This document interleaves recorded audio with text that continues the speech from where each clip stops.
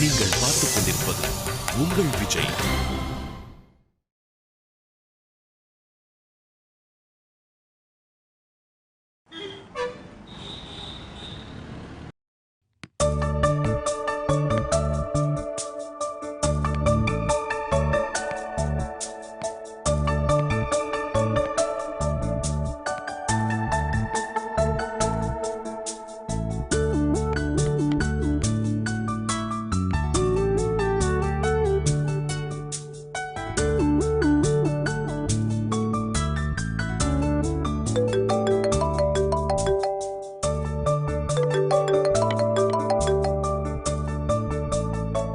சொல்லுங்க விஷ்ணு. ஹலோ மணி, what's happening? வாட்ஸ்அப்ல ஒரு போட்டோ அனுப்பி இவ்வளவு நேரமா? சாரி விஷ்ணு, அது ஹைரஸ் போட்டோவா இருக்கு, அதுதான் லோட் ஆகாம பிரச்சனை பண்ணுது. மணி, இந்த ரீசன்லாம் செல்லாது.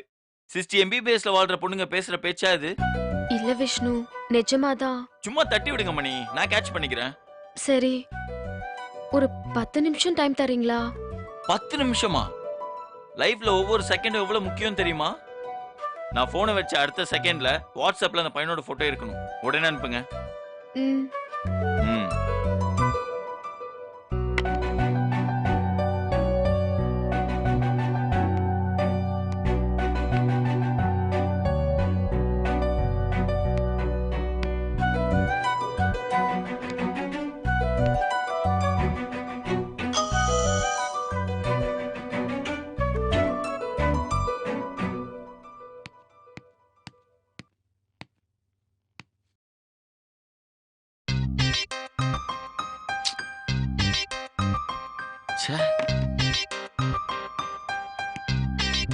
இந்த பொண்ணுங்க மேக்கப்ல தான் ஸ்லோன்னு நினைச்சா ஒரு போட்டோ அனுப்புறதுல கூட இவ்வளவு ஸ்லோவா இருக்காங்க.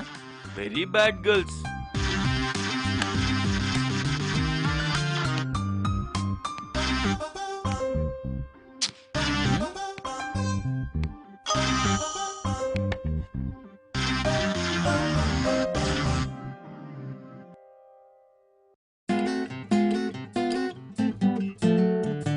தலைவர் போட்டோ இவனை கலாய்க்கிறாளா?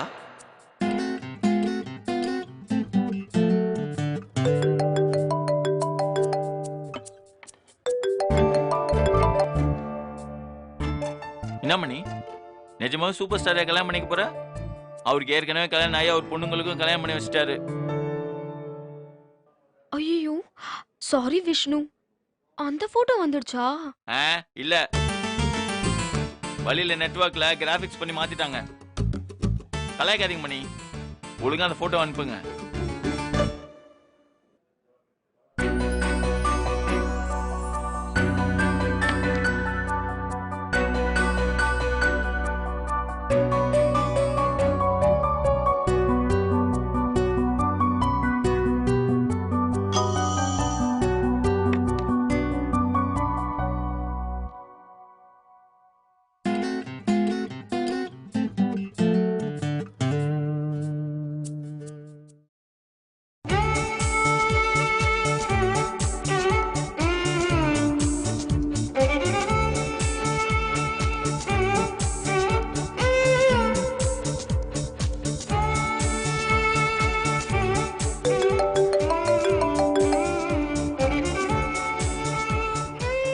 மணி, விஷ்ணு, போட்டோ வந்துச்சா?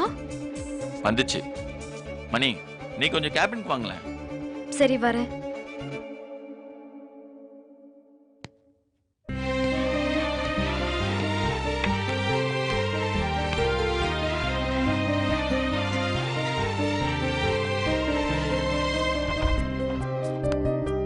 Come in. சொல்லுங்க விஷ்ணு. என்ன மணி, என்ன கலாய்க்கிறீங்களா? புரியல. இல்ல, நான் சீரியஸா தான் கேக்குறேன். முதல் தடவை தான் போட்டோவை தப்பா அனுப்புனீங்க, ரெண்டாவது தடவை போட்டோவை தப்பா அனுப்புனா என்ன அர்த்தம்? ஆபீஸ்ல தான் தப்பு தப்பா வேலை செய்றீங்கன்னு பார்த்தா லைஃப்ல ஒரு முக்கியமான டிசிஷன் எடுக்கிற விஷயத்துல இவ்வளவு அசால்ட்டா தப்பு பண்றீங்க. இல்லையே விஷ்ணு, நான் கரெக்டான போட்டோவை தானே அனுப்புனேன். Are you sure? டவுட்டே இல்ல, நான் அனுப்புனது சரியான போட்டோ தான். இல்லையே, எனக்கு ஏதோ நீங்க தப்பான போட்டோ அனுப்புன மாதிரி தான் தோணுது. அப்படியா? எங்க உங்க மொபைலை காட்டுங்க. ஆம், இல்ல போட்டோ வேணா சரியா இருக்கலாம். ஆனா அதுல இருக்க ஆள் தப்பானவன் தோணுது. அது எப்படி விஷ்ணு? போட்டோ பார்த்து ஒருத்தன் தப்பானவன்னு ஈஸியா சொல்லிடுறீங்க. ஆம், அது எனக்கு சாமுத்திரிகா லட்சணம் தெரியும். ஆ, இந்த கைரேகையில கூட ஒருத்தர் கேரக்டர் கோடு கூட தான் தெரியும். ஆனா ஒருத்தர் மூஞ்சில இருக்க கண்ணு முழியும் அந்த கேரக்டரை புட்டு புட்டு வச்சிரும். ஏன் அந்த மூஞ்சிக்கு என்ன குறைச்சல்? ஒன்னா ரெண்டா ஷிண்ட்லர்ஸ் லிஸ்ட் மாதிரி அது ஒரு எண்ட்லெஸ் லிஸ்ட். எனக்கு என்னவோ அப்படி தெரியல. நீங்க மூஞ்ச பார்த்து மயங்கிட்டீங்க. அவனோட ரியல் கேரக்டர் தெரிஞ்சா அப்படியே ஷாக் ஆயிடுவீங்க. சொல்லுங்களேன், தெரிஞ்சுக்கலாம். இன்னும் டப்புன்னு கேட்டா அவன் ஒரு ட்ரங்கன் மங்க். இந்த காலத்துல எந்த பையன் குடிக்காம இருக்கான்? He know his limit. No no you don't know about him. He is unlimited drinker. So அவன் லிமிட்டை தாண்டி குடிச்சானா வெய்யே அவன் நெஞ்சில இருக்க கேவலம் அசிங்கம் வக்ரம் இதெல்லாம் வாமிட்டா வரும். பரவாயில்ல, தொடச்சுக்கிறேன். அது மட்டும் கிடையாது, அவன் ஒரு செயின் ஸ்மோக்கர். நான் பார்த்த வரைக்கும் அப்படி இல்லையே. அதெல்லாம் நடிப்பு. அவன் ஒரு பெரிய செயின் ஸ்மோக்கர். அவன் வாயை திறந்தா வார்த்தைக்கு பதிலா புகை தான் வரும். இதெல்லாம் உங்களுக்கு நல்லது இல்ல மணி. ஏன்? என்ன மணி, தியேட்டர்ல படம் ஆரம்பிக்கிறதுக்கு முன்னாடி படிச்சு சொல்லுவாங்கல்ல, passive smoking is also injurious to health and causes cancer ன்னு. அவர் முதல்ல ஓகே சொல்லட்டும், அப்புறமா நான் அவரை மாத்திடுறேன். ஏன் மணி இப்படி அடமண்டா இருக்கீங்க? இவ்வளவு சொல்றேன் புரிஞ்சிக்கவே மாட்டேங்கிறீங்க. லுக் விஷ்ணு, குடிக்காத பையன்தான் வேணும், தம்மடிக்காத பையன்தான் வேணும்னு காத்திருந்தா இந்த காலத்து பொண்ணுங்களுக்கு கல்யாணமே ஆகாம கன்னியாவே இருக்க வேண்டியதா. இன்னொரு விஷயமும் இருக்கு. என்ன? அவன் பொண்ணுங்க விஷயத்துல ரொம்ப வீக்கு. அப்படின்னா? கொஞ்சம் அப்படி இப்படி. எப்படி? எப்படின்னா அவன் ரொம்ப ஜொல்லு, மோசமான சபலிஸ்ட், பெரிய கேசினோவா. உங்களுக்கு என்ன பிரச்சனை விஷ்ணு? நான் தான் இதுக்கெல்லாம் ஓகேன்னு சொல்றேன்ல, அப்புறம் என்ன? எனக்கு ஒரு விஷயம் புரியல மணி. நான் அவனை பத்தி இவ்வளவு கேவலமா சொல்றேன், அப்போ அவனை உங்களுக்கு பிடிக்குதுன்னா அப்படி என்னதான் அவன்? அவனை பத்தி அவனுக்கே சரியா தெரியாது விஷ்ணு. அவனை பத்தி நீங்க சொன்னது எல்லாமே வெளியில தெரியுற விஷயங்கள் மட்டும்தான். ஆனா நிஜமா அவன் வேற. இந்த தண்ணி, தம்மு, பாட்டிக்கு போறது, இது எல்லாமே just to relax his mind, அவ்வளவுதான். அதை தாண்டி so pure and very genuine, highly sincere and really honest. அது அவனை க்ளோஸா வாட்ச் பண்ணா மட்டும்தான் தெரியும். நிறைய பசங்க பொண்ணுங்க ஜாலியா பேசினா உடனே அவங்கள உரிமையா தொட்டு பேச ஆரம்பிச்சிருவாங்க. அப்புறம் அது எதுல போய் முடியும்னு நான் சொல்ல வேண்டியதில்ல. ஆனா அவன் அப்படி இல்ல. நான் சொல்றது சொல்லிட்டேன், எதுக்கும் இன்னொரு தடவை நல்லா யோசிச்சுக்கோங்க. இல்ல விஷ்ணு, நீங்க இன்னும் சொல்லல. என்ன சொல்லணும் எதிர்பார்க்கறீங்க? எனக்கு அவரு ஓகேன்னு சொல்லணும். யோசிச்சு சொல்லவா? என் மேல உங்களுக்கு ரொம்ப அக்கறை இருக்குன்னு தெரியும். சோ உங்க டிசிஷன் எதுவா இருந்தாலும் நான் அதை ஏத்துப்பேன். வரேன்.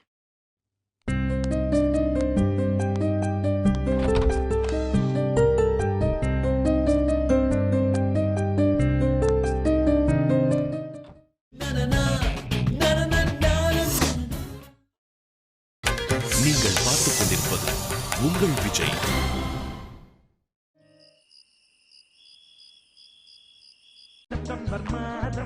செப்டம்பர் மாதம் வாழ்வின் துன்பத்தை துளைத்து விடும். அக்டோபர் மாதம் வாழ்வின் இன்பத்தை துளைத்து விட்டோம். துன்பம் தொலைந்தது எப்போ, காதல் பிறந்தது அப்போ. இன்பம் தொலைந்தது எப்போ, கல்யாணம் முடிந்தது அப்போ.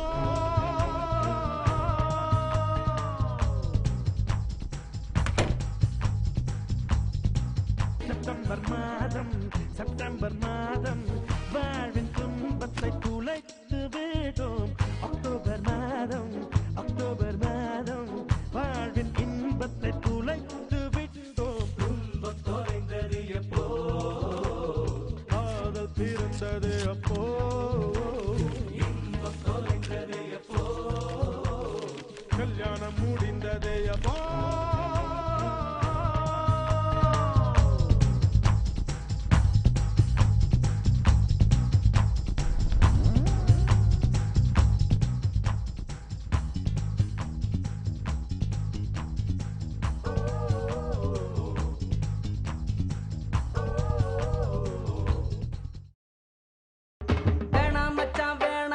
பொண்ணுங்க காதலு அது மூடி திறக்கும் போதே உன்னை கவுக்கும் கோட்டரு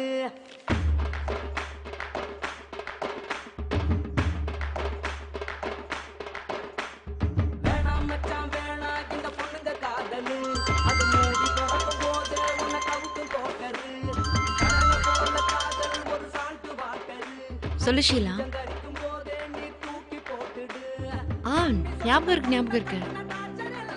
அந்த லெட்டரை கூட நான் இப்பதான் பார்த்துட்டு இருந்தேன். 7:30 தானே? ஆ ஓகே.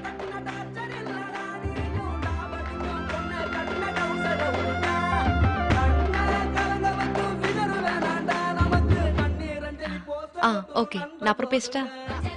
தேங்க்யூ.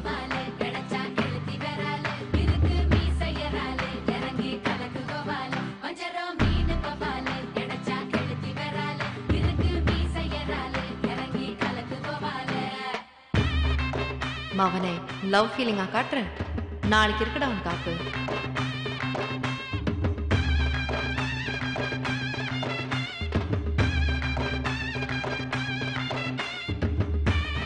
இந்த பாட்டை கொஞ்சம் நிறுத்துறியா?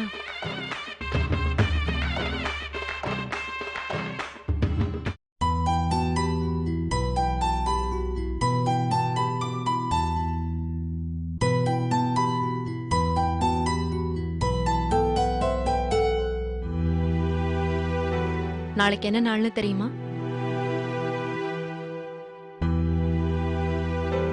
இன்னைக்கு தேர்ஸ்டே, நாளைக்கு ஃப்ரைடே தானே? எல்லாருக்கும் நாளைக்கு ஃப்ரைடே தான். ஆனா நமக்கு 2வது கவுன்சிலிங் டே.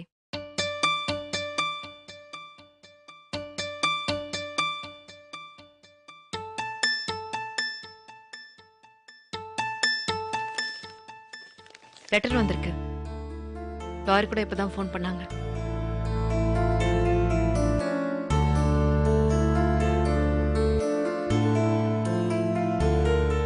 இப்போதானே போயிட்டு வந்தோம். 15 days கொஞ்சம் தானே கவுன்சிலிங் வர சொன்னாங்க. இன்னியோட 2 வாரம் ஆயிடுச்சு. நாள் அவ்வளோ சீக்கிரம் ஓடுது. ஒரு நாள் போஸ்ட்போன் பண்ண முடியுமா? ஏன்?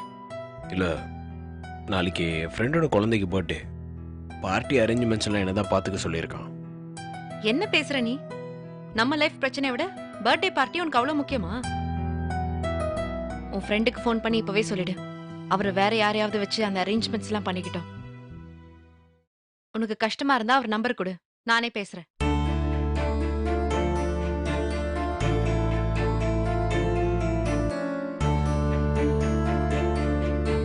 இல்லை, அது ஒன்றும் பிரச்சனை இல்லை, நானே கூட சொல்லிப்பேன். ஆனால் இதுக்கும் அவங்ககிட்ட ஒரு 2 நாள் டைம் கேள. ஏன்? இல்லை, நான் இன்னும் சரியாக ஹோம் ஒர்க் பண்ணல. ஹோம் ஒர்க்கா? எனக்கு புரியல. அதான் போன தடவை போனப்போ உங்ககிட்ட பிடிக்காத விஷயம் என்னன்னு லிஸ்ட் போட்டு அடுத்த தடவை வரப்போ எடுத்துட்டு வான்னு மேடம் சொன்னாங்களே, அதை நான் இன்னும் ரெடி பண்ணல. அதுக்கு என்ன, நாளைக்கு தானே கவுன்சிலிங். என்ன சினிமாக்கா கதை எழுத போற? ஒரு 10 பாயிண்ட் எழுதுறதுக்கு 5 நிமிஷம் ஆகுமா? என்னாச்சு உனக்கு? ஏதோ சின்ன பசங்க ஸ்கூல் போக பயப்படுற மாதிரி ஏதேதோ காரணம் சொல்ற. காரணம்லாம் ஒன்றும் சொல்ல. இப்போ பிரச்சனை என்னன்னு கொஞ்சம் டீப்பாக யோசிச்சு இந்த தடவை அவங்க கிட்ட குழப்பம் இல்லாமல் பேசணும்னு யோசிக்கிறேன். எதுக்கு தேவையில்லாம போய் சொல்ற? உனக்கு கவுன்சிலிங் அட்டென்ட் பண்ண பயமா இருந்தா உண்மையை ஒத்துக்கோ. இதில் பயப்படுறதுக்கு என்ன இருக்கு? அப்ப நாளைக்கு அட்டென்ட் பண்ணு. அட்லீஸ்ட் உன் மனசுல இருக்கிற உண்மையான காரணத்தையாவது சொல்லு. சரி, என் மனசில் என்ன தோணுதுன்றதை நான் சொல்லிடுறேன்.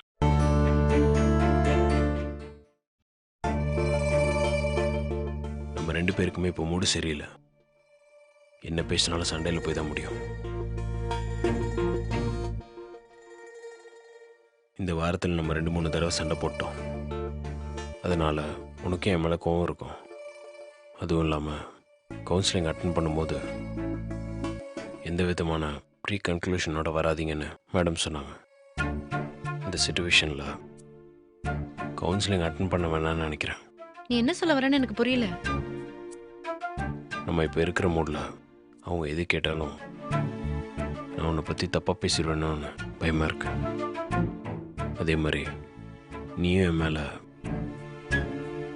இப்ப என்ன, அவங்க நம்ம கேவலமான நிலைமைய பார்த்து சீக்கிரமா பிரிச்சு விட்டுருவாங்கன்னு பயப்படுறியா?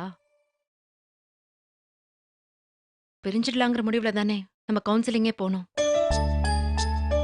அதெல்லாம் வேணாம். இன்னும் என் கூட வாழ்க்கையை எக்ஸ்டெண்ட் பண்ணலாங்கிற மாதிரி உனக்கு ஏதாவது தோணுச்சுன்னா உண்மையை ஒத்துக்கோ.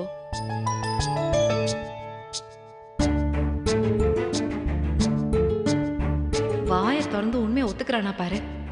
டைவர்ஸ் வேணானா அதை சொல்லி தொலையேன்.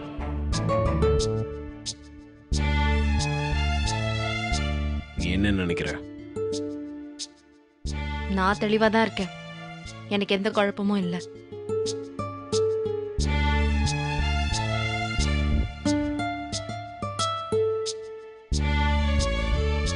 இந்த கவுன்சிலிங் போனா பிரிஞ்சிருவோனா அதுக்கு நான் தயாரா தான் இருக்கேன்.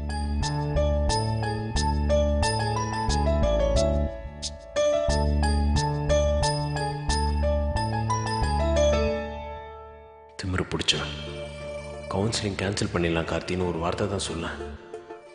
கொஞ்சம் கூட ஃபீலிங்கே இல்லாமல் எப்படி இருக்கா பாரு.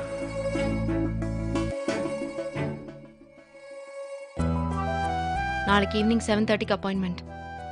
7:15க்குலாம் நாம அங்க இருக்கணும். அதுக்கேத்த மாதிரி நீ பிளான் பண்ணிக்கோ.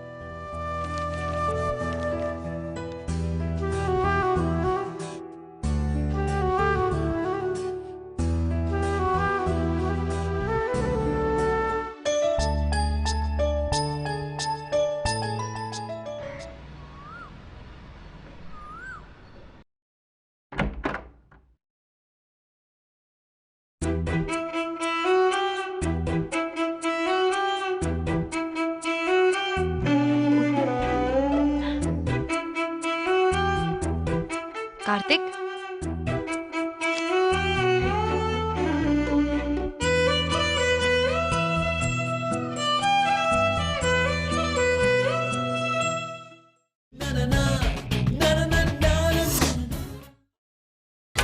நீங்கள் பார்த்துக் கொண்டிருப்பது உங்கள் விஜய்.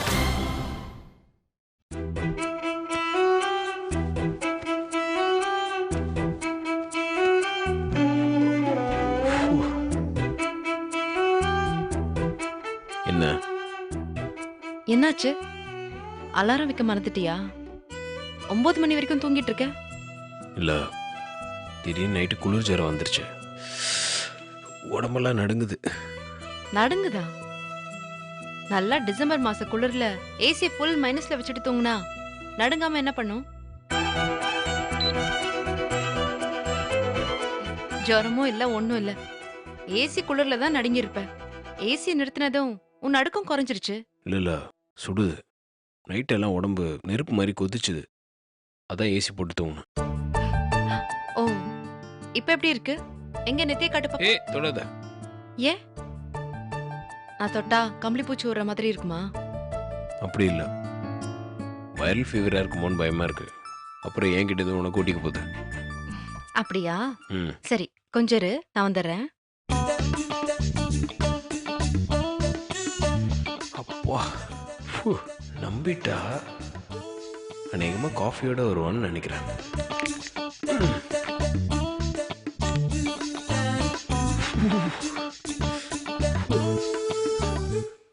இதை வச்சு பார்த்தா ஜுரம் எத்தனை டிகிரி இருக்குன்னு தெரிஞ்சிடும். எங்க வாய் தர. ஐயே இல்லை, வேணாம். அப்ப ஜுரம் இருக்கா இல்லையான்னு எப்படி தெரிஞ்சுக்கிறது? தொட்டு பார்க்கவும் விட மாட்டேங்கிற. அதான் ஜுரம் இருக்குன்னு எனக்கே தெரியுதுல. ஒருவேளை அதுவும் பிரம்மையா கூட இருக்கலாம்ல. நீ வாய் தர. இதெல்லாம் பார்த்தா சரியா தெரியாது. நான் டாக்டர்கிட்டயே காட்டிக்கிறேன். சொன்னா கேளு. ஒரு நிமிஷத்துல ஜுரம் எவ்வளவு இருக்குன்னு கண்டுபிடிச்சிடலாம். அப்புறம் டாக்டர் கிட்ட போலாம். சரி, எதை கொடு, நானே பார்த்துக்கிறேன்.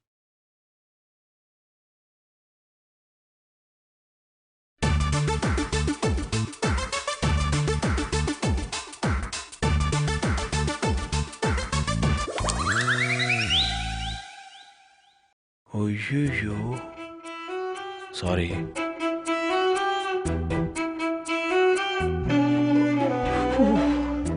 படுபாவி, வேணும்னே உடைச்சிட்டு சாரி நான் நடிக்கிறேன்.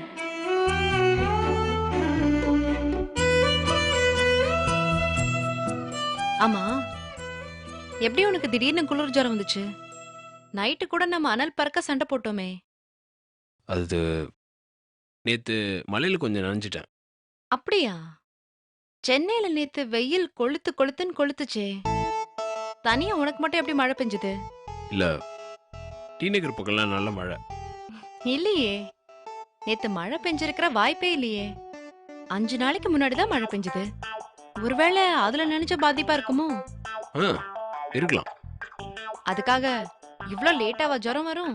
அதான் வந்துருச்சே. அதுவும் இல்லாமல் நேற்று நான் ஐஸ் வாட்டர் வேற அதிகமாக குடிச்சிட்டேன். ஹூ, அது கூட காரணமாக இருக்கலாம். அது நீ எப்பவுமே குடிக்கிறது தானே? ஆ, இப்போ தான் ஞாபகம் வருது. ஃப்ரெண்டு கூட வெளியே போயிருக்கிறப்போ மில்கி வேல ஐஸ்கிரீம் வேற சாப்பிட்டேன். ஆ, இப்ப புரியுது. மழையில நனைஞ்சிருக்க, ஐஸ் வாட்டர் குடிச்சிருக்க, போதாததுக்கு 2 ஐஸ்கிரீம் வேற சாப்பிட்டிருக்க, அப்புறம் ஃபுல்லா ஏசில வேற தூங்கியிருக்க. இவ்ளோ ரீசன் போதாதா ஒருத்தனுக்கு ஜுரம் வரதுக்கு? ம், ஆமாம்மா, கரெக்ட் தான். இரு, வீட்ல ஏதாவது ஜுரத்துக்கு மாத்திரை இருக்கான்னு பார்த்துட்டு வரேன். இல்லை இல்லை, வேணாம், நீ ஆஃபீஸ் கிளம்பு.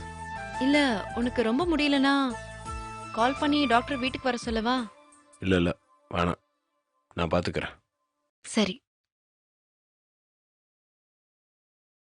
உனக்கு ரொம்ப முடியலனா எனக்கு ஒரு கால் பண்ணு. நான் ஆஃபீஸ்ல இருந்து கிளம்பி வந்துடுறேன். ம்.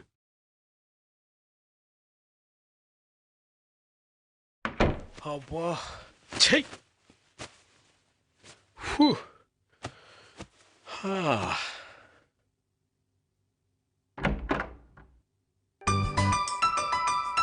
ம். ஐயோ. என்ன? ஒன்றும் இல்லை, இதை க்ளீன் பண்ண வந்தேன். ஓகே.